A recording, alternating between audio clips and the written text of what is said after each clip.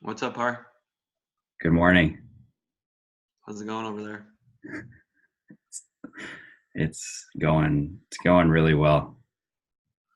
Awesome. What's up, everybody? Middle of October already. Holy smokes. Uh, Time seriously flies. Today we're going to be talking about 12-week year scorecards and a couple other comments about some things that have kind of popped up for us. But Par, I'll let you start us off. You gonna share your screen again? Sure. What a pleasure. Yeah. Wasn't expecting to go first. Gotta keep you on your toes over there. Right. All right. Can you see this clearly? Yep. Loud and clear. Cool. So the first target that I have for the 12-week year is to reach/help over 1,000 people through perpetual growth. Mm-hmm. And the main thing is to spend 4 hours per week allocated to that. Again, I didn't meet the 4 hours on that. Spent 3 hours. Mm-hmm. I did post that extra video Oh Thursday. yeah. Yeah, and I said Any that's quick updates on that? that's going to be the last shoe that I ever have, and mostly I haven't even thought about chewing since that. So yeah, feels really good.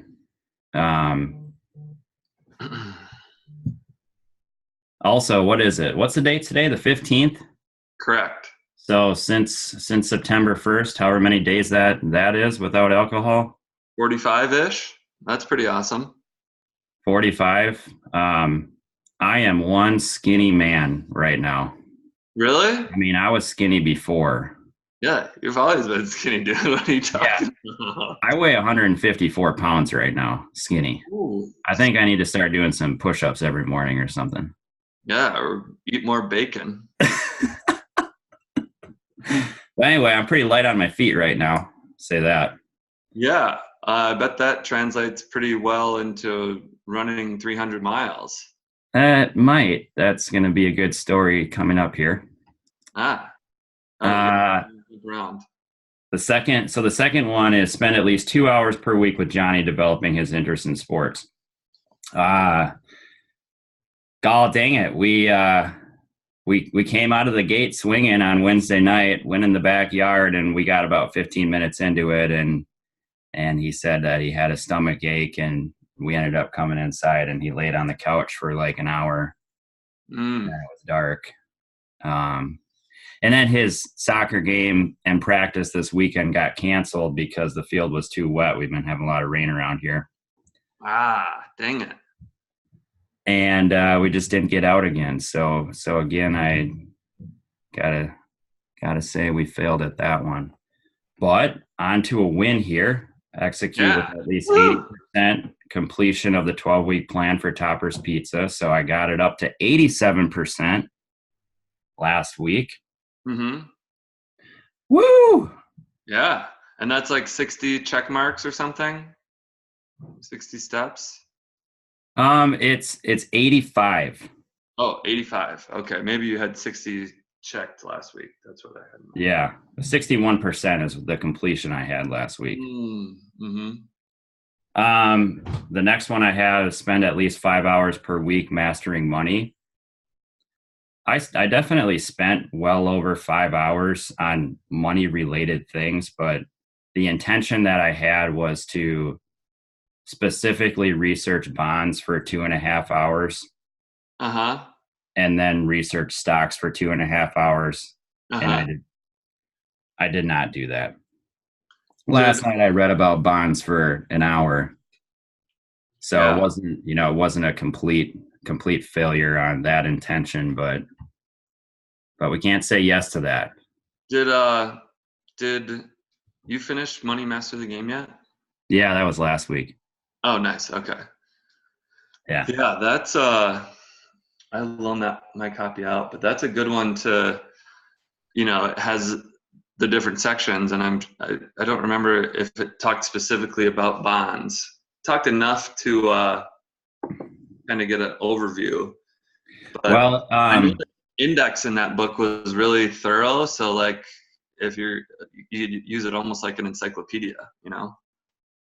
yeah, there's something that I thought about sharing on here, so I'll do it here, and just kind of plug that book a little bit more because there's all kinds of opinions out there and different ways that people invest, and you can take it or leave it. But I definitely would encourage anyone to read that book. There's one famous investor, money manager out there. His name is Ray Dalio, and he has this investing approach that's called the all-weather approach, and it's part of the allocation is pretty heavy on bonds. And there's like 6 different ways that he allocates his investments.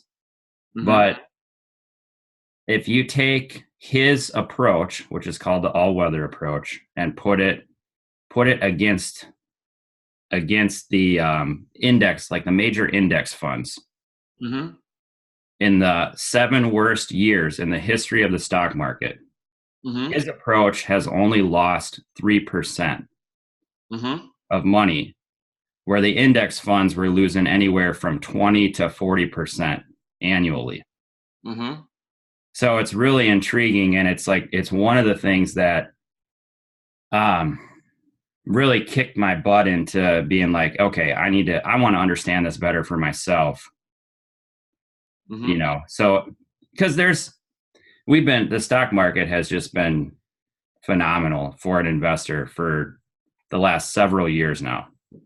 Yeah. There is a downturn coming at some point. So you have to have your money situated in a way that's going to minimize loss, because you're going to take losses coming up at some point in the future.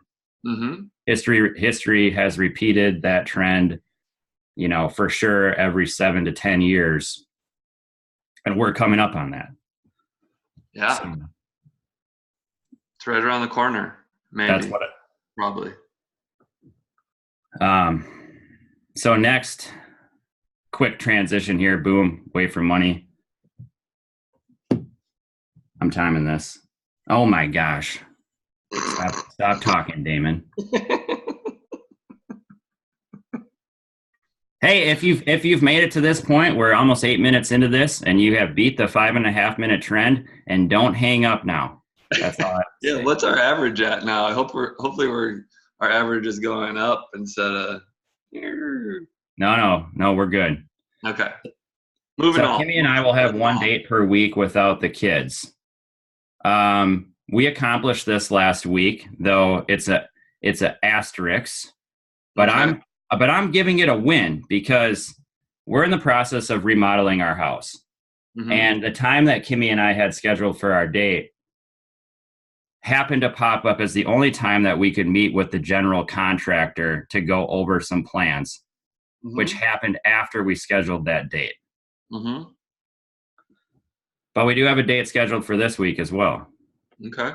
Calling that a win. Yeah. Now to my most prideful moment of the week. Yeah, save the best for last. So going into Sunday night, I was at 27.11 miles. I got blown up at work. Seriously, blown up Friday and Saturday. I worked from basically 6:30 a.m. Friday morning to midnight on Friday. And then 11:30 a.m. Saturday to 7 a.m. Sunday morning is when I got home. And, that might make anybody fail. So I was at 27.11 miles on Sunday night at 9:30. I was so mad. Like, I'm not failing at this. Oh, so Sunday is like 2 days ago? Yeah. Okay. So Sunday night at 9:30, I ran 5.93 miles.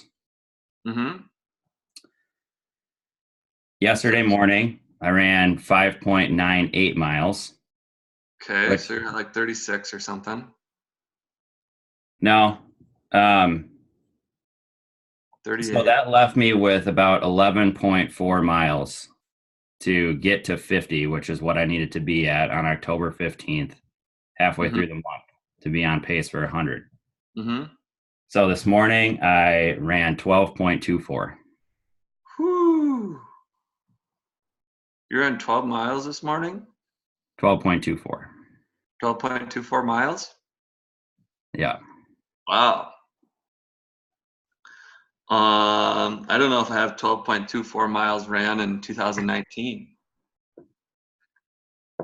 So 5.93, 5.98, 12.24, whatever that is, since Sunday night at 9:30. 24, 25 maybe, give or take. And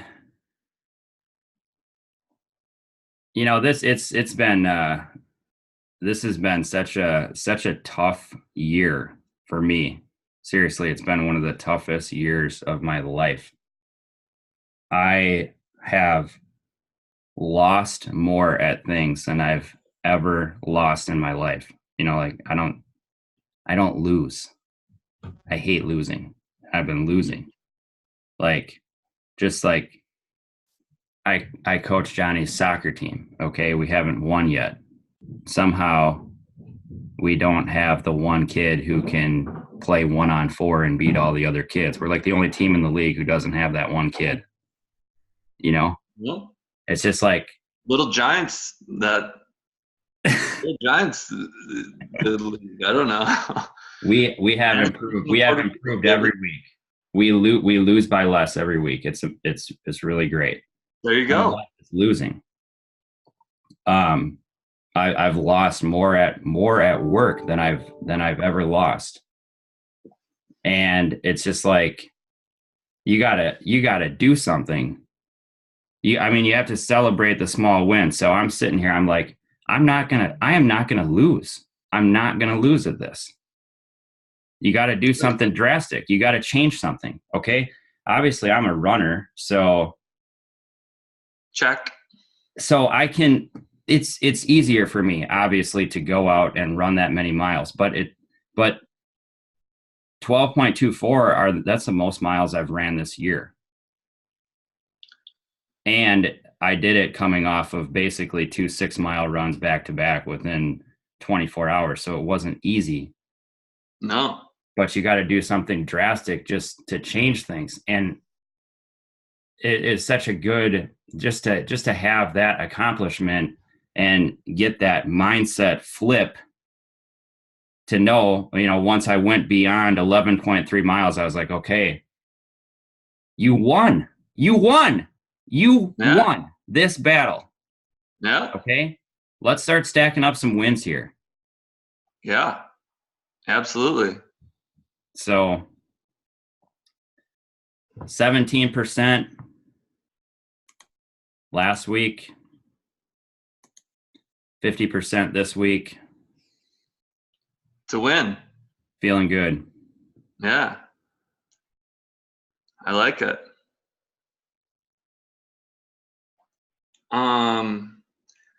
I have a little different method of keeping track.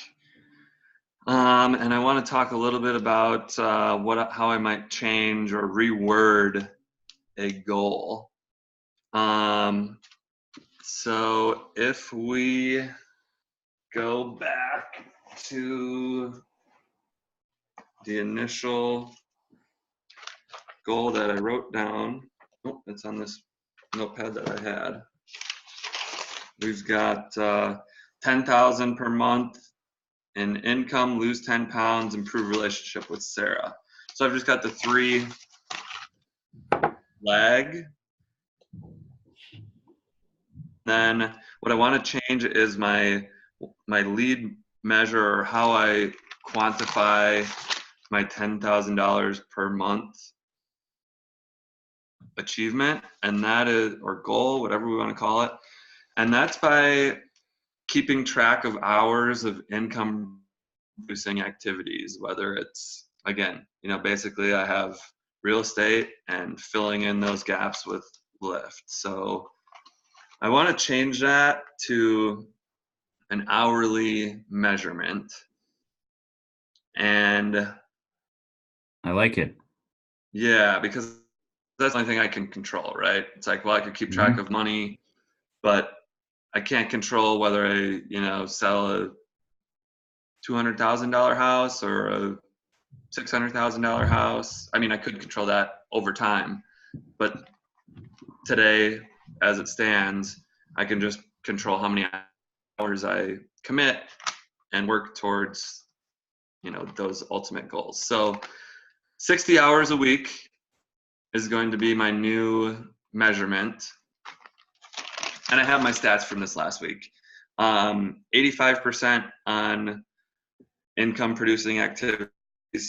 Uh, Pounds, I only recorded what I ate 2 days out of 7. So that one I struggled. And date night, we had one date night last week where we didn't go anywhere and watched, we're trying to finish 6 Feet Under right now. So 9 out of a possible 15 days, I guess or events that I completed. When I look at it from a percentage standpoint, depending on how I calculate it, it's either 60% or 71%. We'll average that as 65%. I haven't weighed myself since last Monday. So last Monday I was 7 pounds down. I haven't been on a scale, which I'm okay with. I mean, weight is one of those things where, I mean, you could weigh yourself every day, but I think actual results happen over time because the way our bodies fluctuate, and how much water you have. Excuse me. And we have a date night for tonight, actually. We're going to a concert, Too Many Zoos. We're excited for saxophone and trumpet and some percussion. But yeah, the changing of the measurement for the income, I kind of surprised I didn't think of this before, but 60 hours income producing activities, open houses, follow up, whatever that is. And that kind of ties into keeping track of where the time goes, which, as I've talked about before, is crazy. Par, when you mentioned 168 hours in a week, that really clicked for me now, because you start with 168, and when you throw in sleep, any type of commute, a general measurement of a 40-hour work week, all of that stuff, eating, cooking, anything like that 168 hours gets gobbled up real quick. Yeah, absolutely. Kimmy, they track that, and I'm sure many companies track it. It's called utilization time, and utilization is activities that are directly income producing. Versus maybe in her field, she's science. If there's not something that takes utilization, they might just be doing research, but they want to keep their utilization at, I think, 70% or something like that. Okay. Man, that's what the 12-week year is all about. I mean, the intention is to spend or focus your time on the things that are going to produce the most for you. Yeah. And again, it's things are kind of starting to fall into place / weed themselves out for me when you start thinking about how much time you spend on every little thing, whether it's cleaning the bathroom or mowing the lawn or driving to an appointment or going grocery shopping or anything like that. It really adds up, and that's one thing that's becoming very apparent. kind of it's making me really think about what my time gets spent on and what I'm, choosing to do or not do.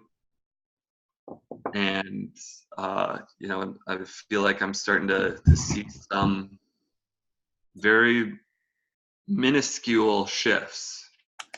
As you try and do more, it only makes life harder, but it makes it more rewarding. And I was thinking, like I said, I've been having such a tough year, and the higher level that you go in anything, the harder it is. Like, it's not like people a lot of times, like, they may complain about their boss, say like, gosh, why is he doing this? Why is he doing that? I could do that job better.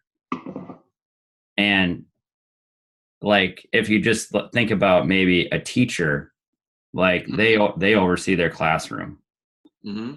It's a certain number of people, so maybe they're responsible for like 30 students. Yeah.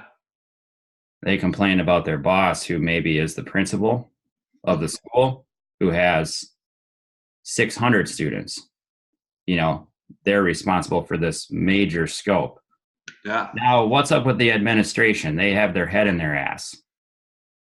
The administration is responsible for how many schools in the district, and they're trying to stay on the forefront of all this groundbreaking technology and all these things that would make a teacher's life more easy, and be ahead of it and give it to the teacher so they can be great and use it in real time. Mm-hmm. And they are. So how much does the administration have? Like 2,000 students that 2,000 people that they need to take care of. Mm-hmm. And it's so hard, so it only gets harder as you move up and try and do more and try and help more people. Mm-hmm. And I had but taking action, being intentional and taking action on what are the right things that are gonna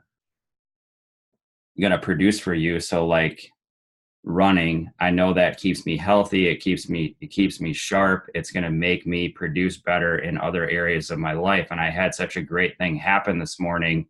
So it was pouring rain when I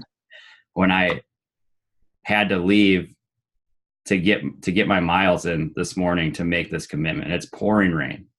Mm-hmm. And I didn't look at the weather, but I'm like, I have to go. I'm not failing at this. Okay, it's 42 degrees, it's pouring rain, and halfway through my run, the sun came out.